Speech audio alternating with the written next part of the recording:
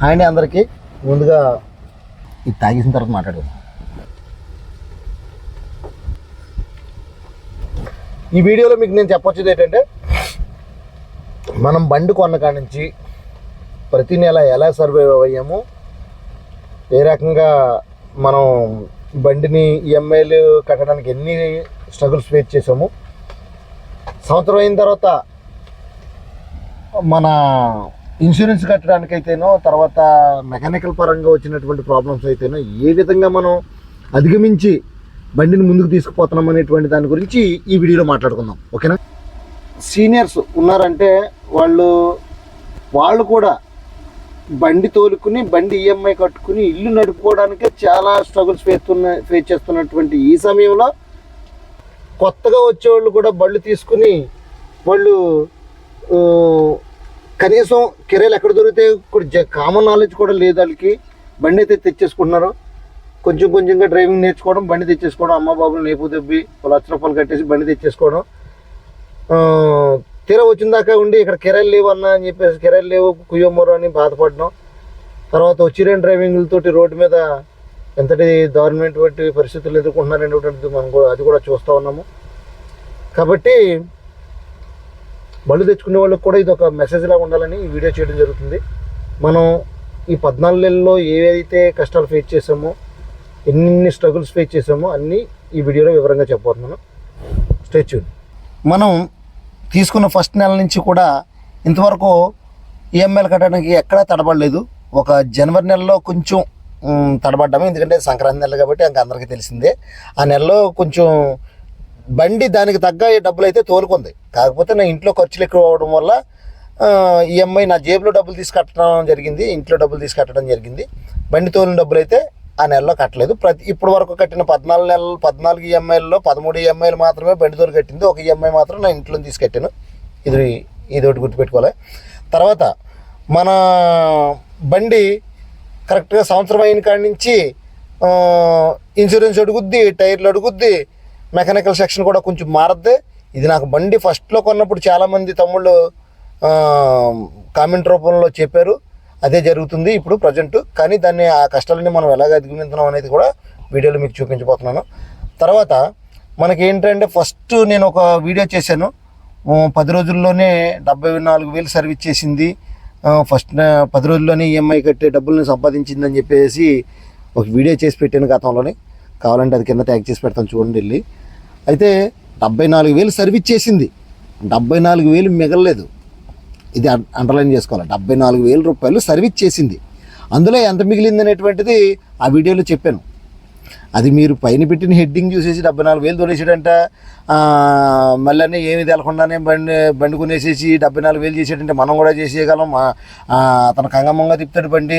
అలాంటిది అతనే 74,000 తోలితే 10 రోజుల్లో 74,000 తెస్తే మనం 30 రోజుల్లోనూ 74లో ₹2,00,000 తోలేద్దామన్న ఆలోచనలతోటి ఎవరు బళ్ళు తీసుకోవద్దు.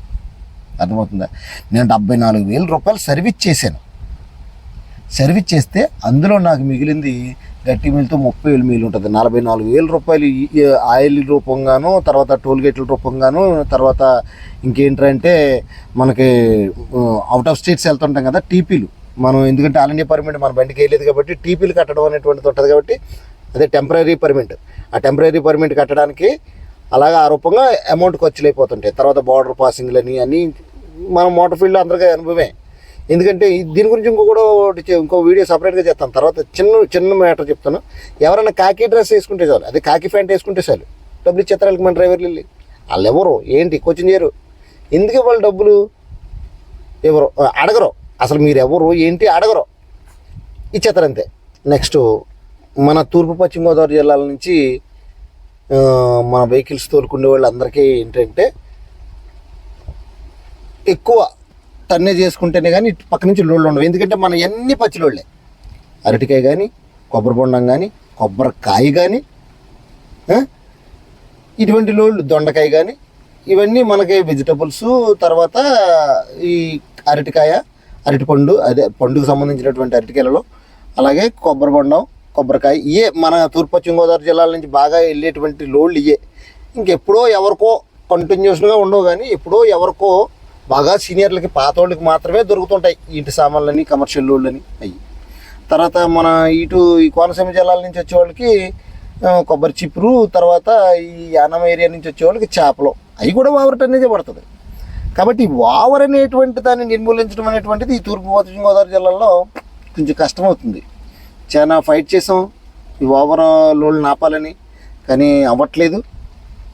బహుశా ఇది అవ్వదు కూడా.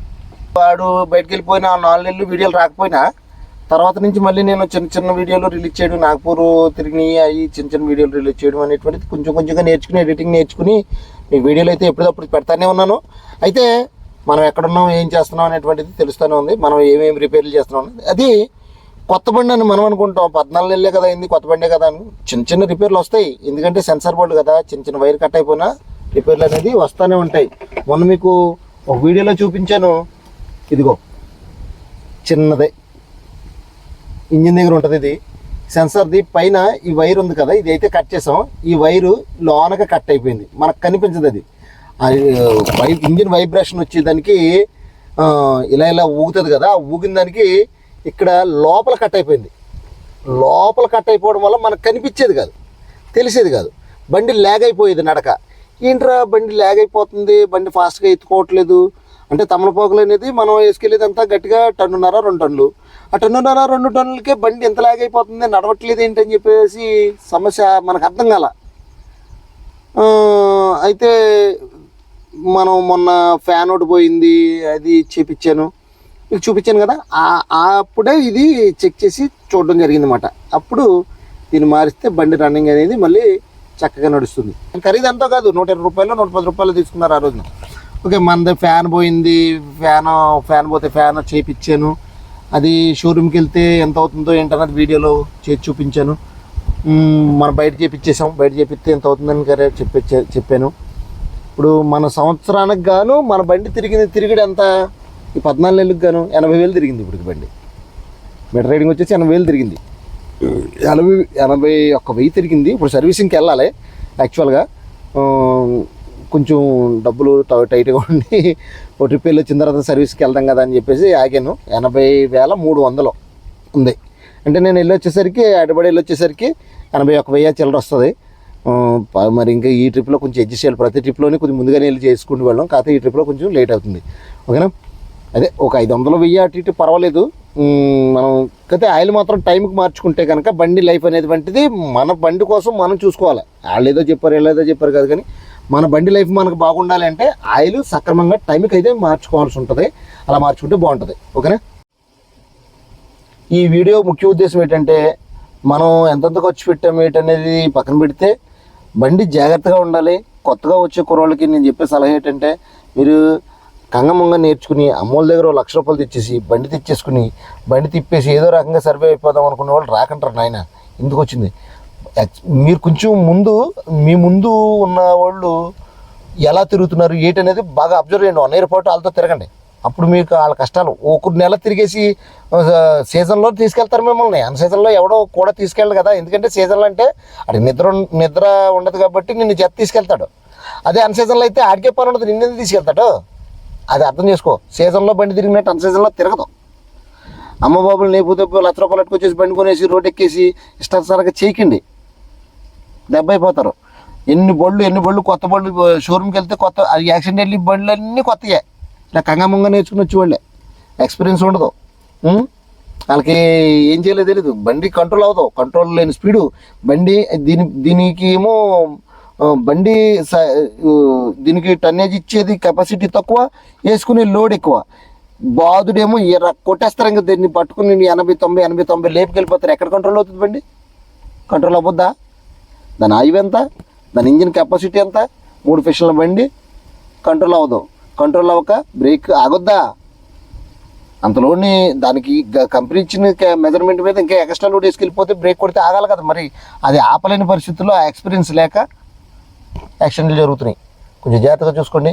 అయితే అది మన రాత్రం బట్టి కూడా పోతుంది, కాకపోతే చెప్తున్నాను జాగ్రత్తగా ఉండమని చెప్తున్నాను. ఓకేనా, ఇప్పుడు మన బండికి అయితే పెట్టుబడులు అనేటువంటివి ఫస్ట్ నుంచి కూడా మనం ఇంజిన్ ఆయిల్ సర్వీసింగ్లే చేయించుకొచ్చాం. ఇప్పుడు లాస్ట్కి వచ్చేసరికి ఒక జత టైర్లు అంటే ఒక సెట్ టైర్లు వెనకాల మాత్రం నీలం టైర్లు వేసాను. ఒకసారి ఏమో టైరు ఎయిర్ వచ్చేస్తే ఓ టైర్ ఒకటి మనకి వారంటీలో వచ్చింది. తర్వాత ఇంకో టైర్ నేను ఎక్స్ట్రాగా తీసుకున్నాను. అన్నీ కలిపినా కూడా 4 టైర్లు అయితే ఇంతవరకు కొత్త టైర్లు 4 టైర్లు కొనడం జరిగింది. తీసుకున్న 2 టైర్లు కూడా మనకి మనం ఎక్స్ట్రాగా తీసుకున్న టైరు పేలిపోయింది. తర్వాత మనకి ఎయిర్ వచ్చినందువల్ల అదేంటది వచ్చినటువంటి టైర్ కూడా పోయింది. వారంటీలో వచ్చిన టైర్ కూడా పగిలిపోయింది. ఇప్పుడు మనకి ప్రస్తుతానికి 2 స్టెప్పులు పెట్టాను.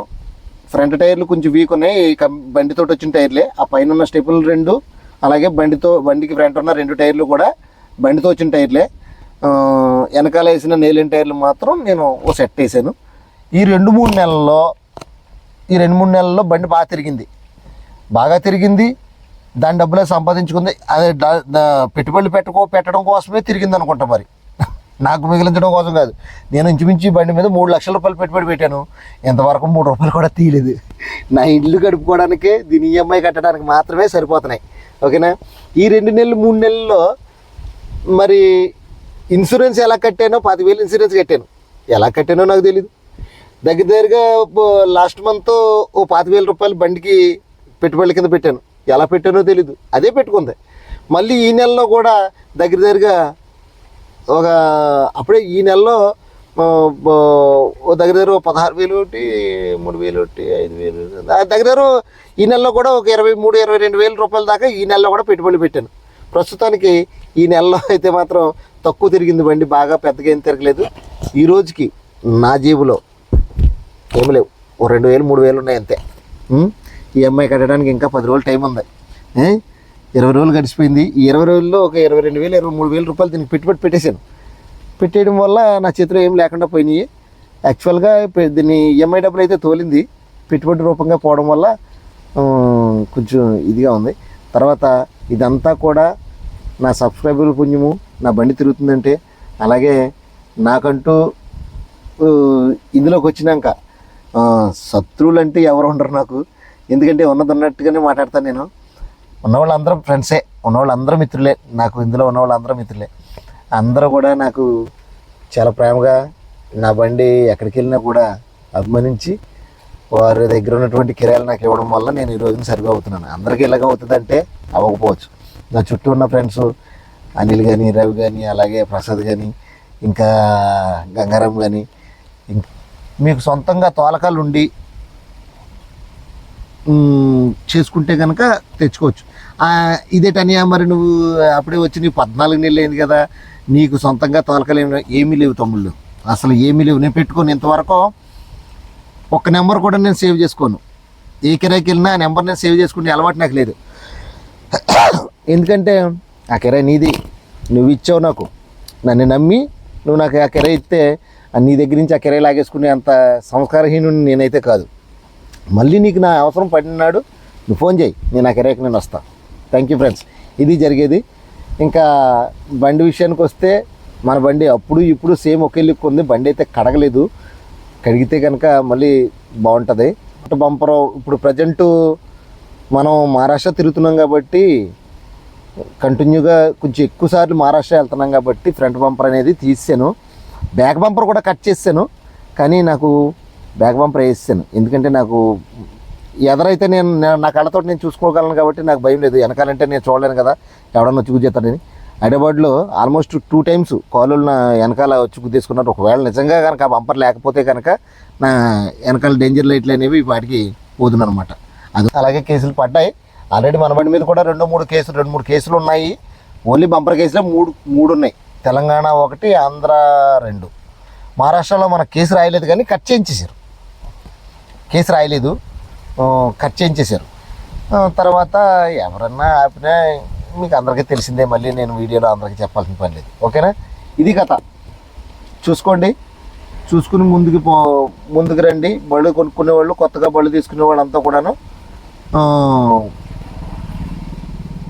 మంచి అవగాహనతో వస్తే మంచి ఫ్యూచర్ మీ ఎంటర్ ఉంటుంది. లేదనుకుంటే పరిస్థితులు తారుమారులు అయిపోయే అవకాశం ఉంది. జాగ్రత్త బ్రదర్స్. అంటే డ్రైవింగ్ అంటే ప్యాషన్, పిచ్చి అది ఉంటుంది. అలా ఉంటే ఇంక మనం ఏం చేయలేం కదా. రండి, అందరం ఇక్కడే కలిసి బతుకుతాం. మన కష్టాలన్నీ ఇప్పుడు ఉండేవి. ఓకే, నచ్చింది చేస్తేనే లైఫ్లో థ్రిల్ ఉండేది. రండి, ఇంక ఇన్ని చెప్పినా కూడా ఇక్కడికి వచ్చి బతకాలి అనుకుంటే కనుక రండి, అందరం కలిసి కష్టాలు పడదాం, కష్టాలు పంచుకుందాం, నవ్వుతూ హ్యాపీగా బతికేద్దాం.